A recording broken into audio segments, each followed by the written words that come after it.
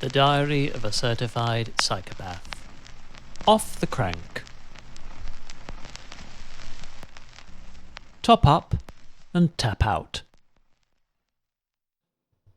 Tap out being the term used in combat sports, most notably mixed martial arts, when one fighter, who is placed in a submission hold too tight or painful either to escape from or endure, taps their fingers against a part of their opponent's anatomy, to indicate both to them and the referee they have surrendered, in time to avoid any broken or lost limbs.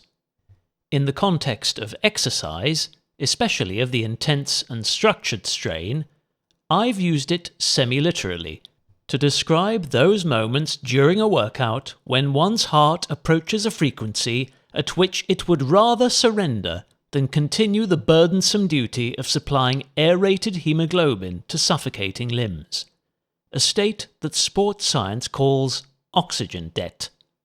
However, with respect to this brief venture into virtual velospace, I'm employing the expression in an ironic sense to convey Dr. Garmin's cardiological lack of awareness throughout 30 manageably masochistic minutes, mashing past manta rays in subaquatic tunnels and discreetly waiving my avatar's rights to cross quads for the course's green jersey, after he'd cruised so casually through the cobbled villas of Watopia's irrevocably clement coastline.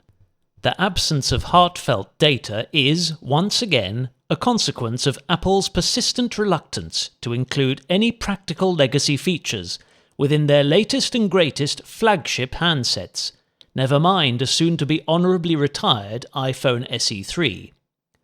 Proprietary OLED screens with variable refresh rates topping out at 120Hz and boasting steep enough contrast ratios to faithfully interpret the darkest blacks and brightest whites of all current and future HDR formats, provided the display's peak luminance is of sufficient nittage to outshine the sun's glaring reflection on its glossy surface.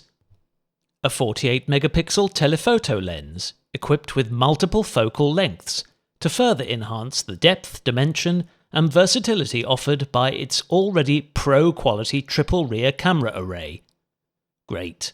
Another fortress-sized server load of super high-res sunsets, ultra-detailed scenery, world-renowned landmarks obscured by grinning faces, and plates of half-consumed gluten-free pasta wing their way up into the digital cloud, courtesy of planet Earth's most compulsive point-and-shoot vacationers. A configurable shortcut key to replace that crumb-trapping silent mode switch? Wasn't that last year?